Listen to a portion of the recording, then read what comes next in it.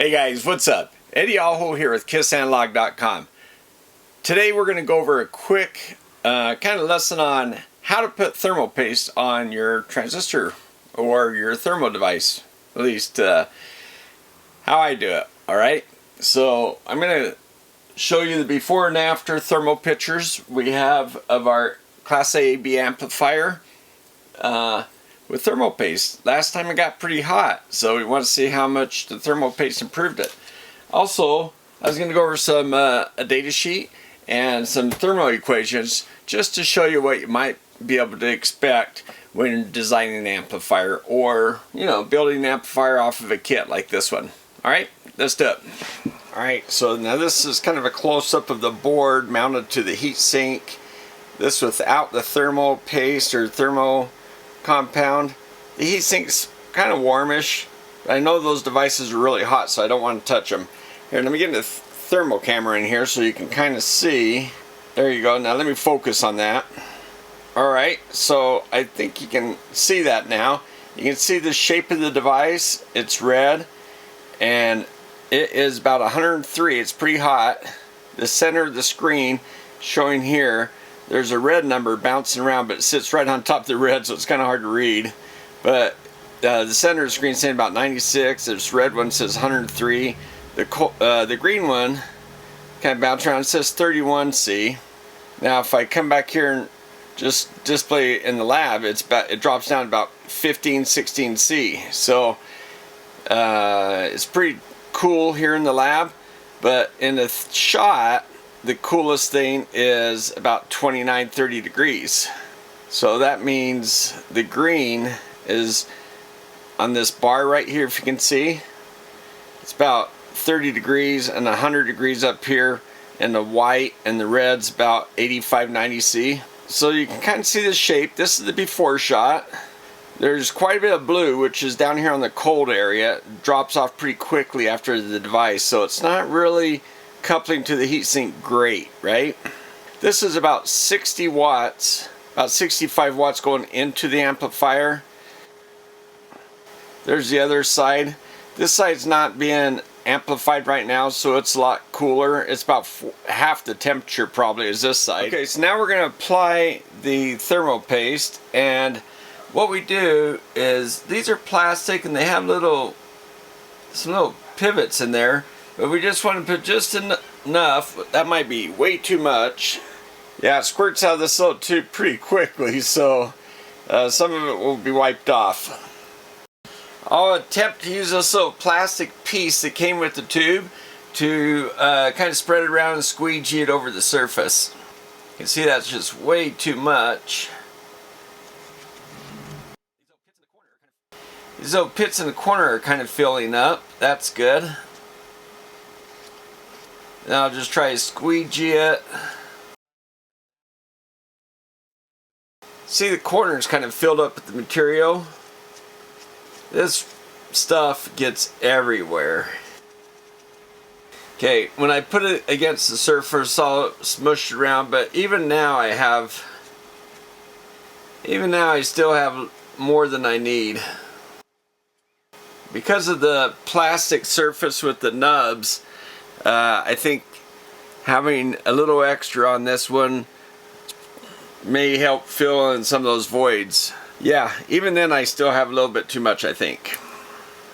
Alright, and so that's what it looks like with the white grease. Even though I kind of squeegeed off as much of the goop as I could while leaving some on, it's still kind of, squeezed out, but also I think it was kind of just running over the edge when I was squeegeeing it, so it didn't really squish out as much as it appears to. I think that was just kind of what was on the edge of the device as I was squeegeeing it. But yeah, that stuff likes to get everywhere. Alright, and so I've had the power sitting here for a little while. I think at least as long as I did before. Alright, so yeah, I'm actually pretty impressed. Here, let's focus the camera on the thermal camera. Alright, there we go. And I see temperatures up around 82, 83 degrees now, so it looks like it dropped to over 20 degrees.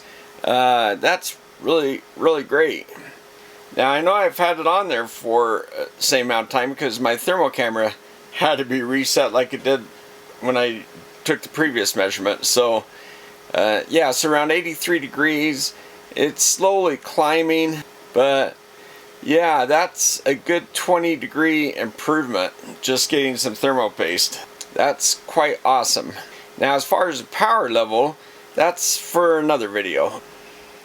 What I want to show you is from the data sheet of the Texas Instruments 3886. If you look down here under temperature, thermal resistance, this is the thermal resistance of the package. Zoom in on that a little bit. Okay, so thermal resistance, this is theta JC. That's the thermal impedance from junction to the case of the part, from the internal silicon to the case, the outside plastic case. That's 1 degree C per watt. If we've got 10 watts across this device, then there's 10 degrees difference between what we feel on the case and what's inside, the junction, the actual semiconductor that's working for us. Now, this is one we care a little bit more about, theta JA. That's junction to ambient. That says 43 degrees C per watt. So if we have no heat sink and we're just operating in free air, you can see how 1 watt can raise the temperature 43 degrees from the junction to the ambient air, which would be, just the temperature around it. So 43 degrees C per watt. If you dissipate a couple watts, you're up 86 degrees. Now with the heat sink on there, we lower that quite a bit. With the thermal paste, we can improve the junction from the heat sink to the ambient air. So from the case to the heat sink, we want it to be very small. It'd be ideal if we could get it, 1 degree C per watt, so it's down around there. But anyway, the size of the heat sink, all that stuff has to work together for us, and then that way we can keep that temperature down by getting good thermocoupling. And the notes down here talk about like junction temperature up here, number 7. The operating junction temperature max is 150 C. So on that junction inside the chip, we don't want it to get over 150 C. Now this data sheet is pretty nice. It has a thermal considerations section. They're talking about pulses longer, high power pulses longer than 100 milliseconds are going to heat up the package considerably, drastically it says. So they have a little explanation down here where they talk about how to choose the size of your heat sink.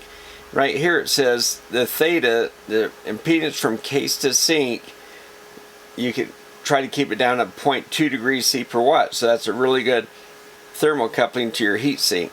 So they talk about down here, it says the thermal drop between the package and the heat sink should be minimized, and there should be enough metal to conduct the heat away.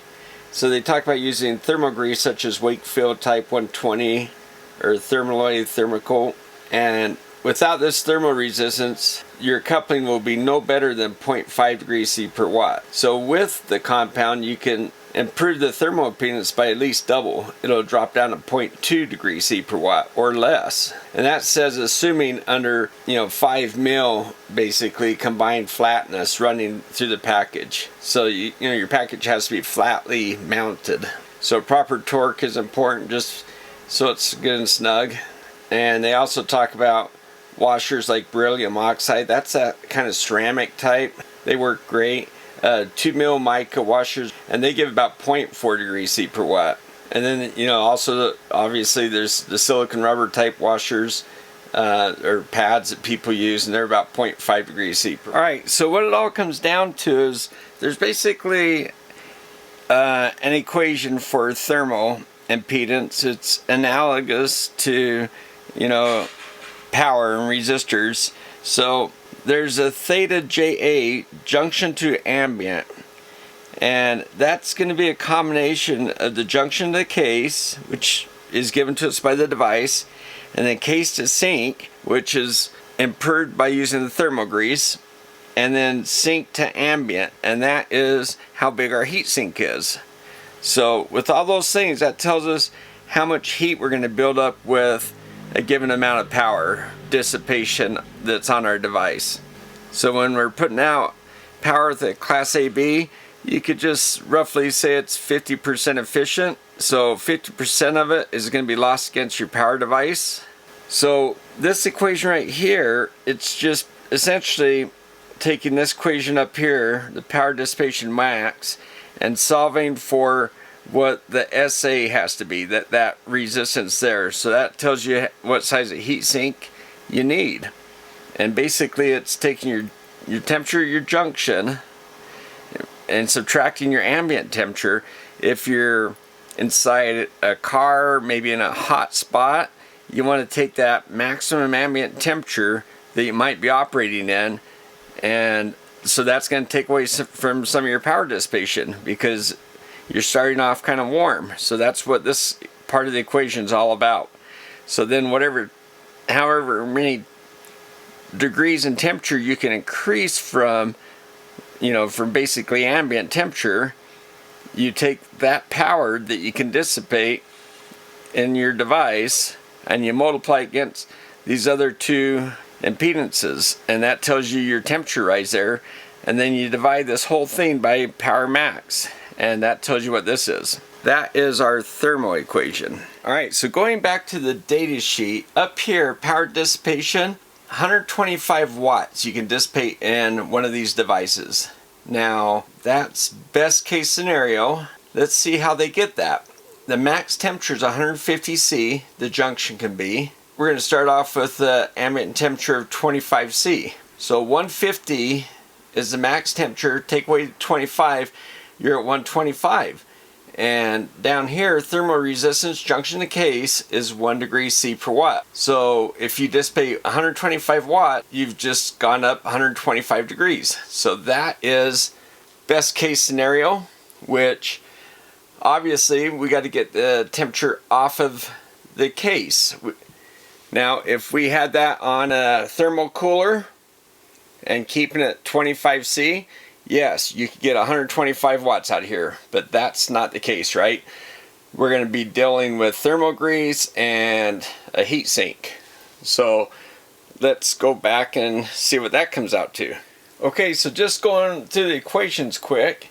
The power max dissipation on our device is equal to the temperature, TJ max minus the ambient, divided by the impedance. You know, that impedance is made up of the part, the junction to the case, the thermal interface, the grease or thermal pad, whatever, and that's the case to sink, and then the sink to ambient, that's the heat sink or fan or whatever have you.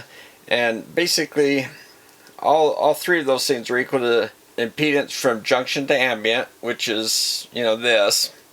So then if we just take these three things, and we know from the data sheet that junction to case is 1 degree C per watt, and we're going to say thermal grease, we're going to use the 0.2 degree C per watt.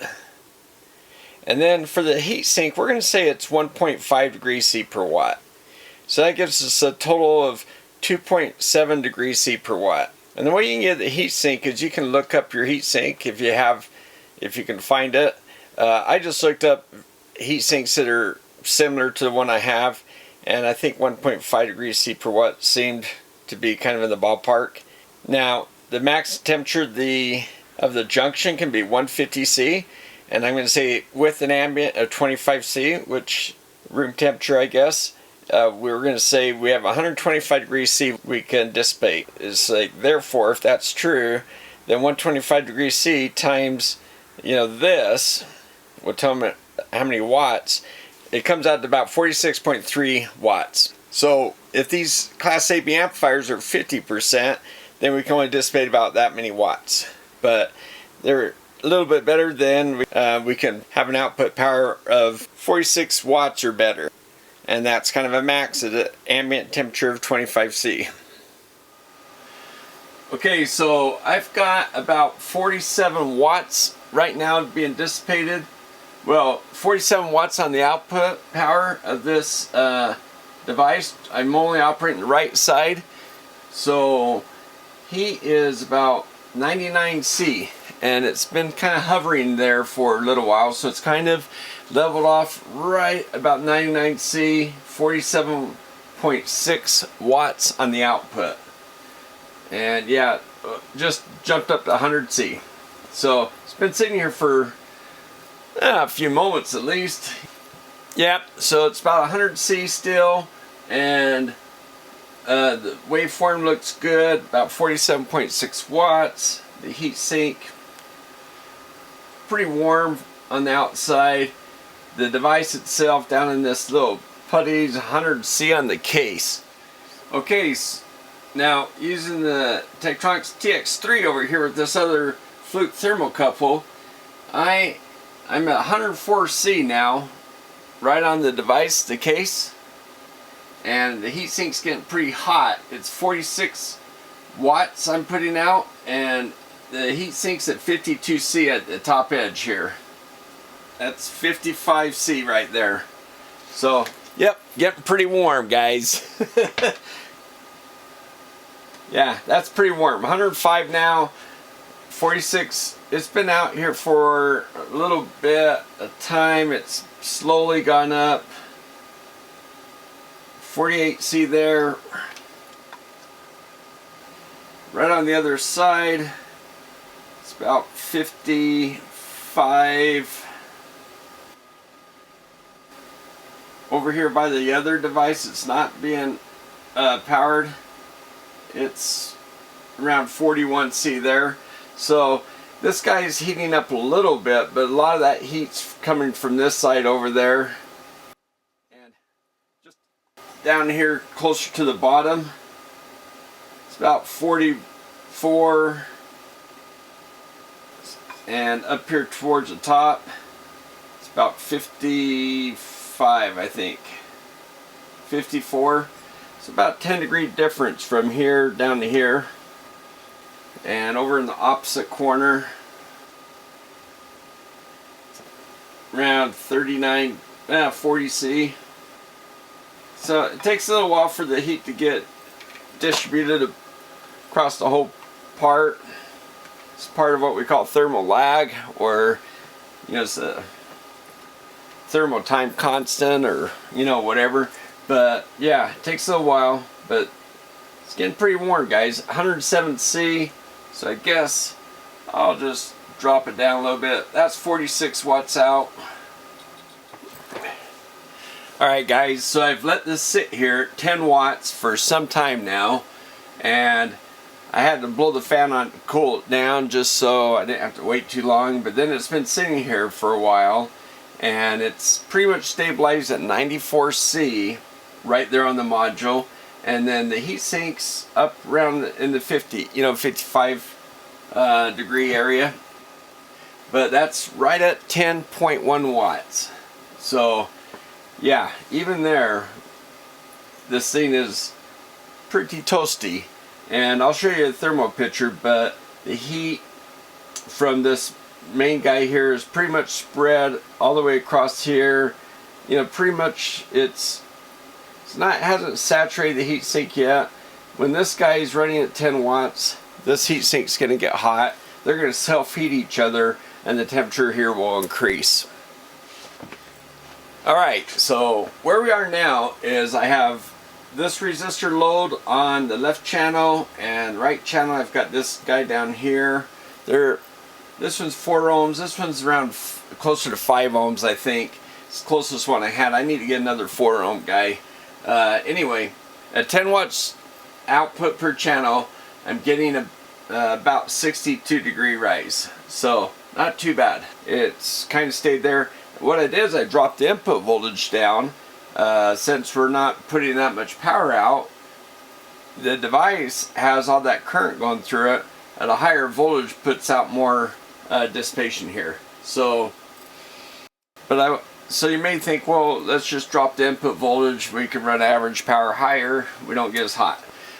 But what I want to show you in the next video is why I don't really believe in that. So we'll follow that next video. But as far as power dissipation, average power, yeah, it's looking pretty good here. Hey guys, hope that was helpful. And another thing to look for when you're looking up your heat sinks, find the data sheet on the part. Roughly, I think what it comes down to is 100 cubic inch of heat sink with no air, just conduction cooling. It's about 1 degree C per watt for 100 cubic inch of heat sink. I believe that's what it is. There's a lot of variables, you know, how, if you're, imagine your heat sink's gigantic and you got this little device in the middle, it's going to take a long time for it to heat up. If your device is as big as this thing is, then it's gonna be able to, you know, put the heat into this much quicker. So there's a lot of variables, but you know, just another thing to think about. All right, thanks guys for watching. See you next time.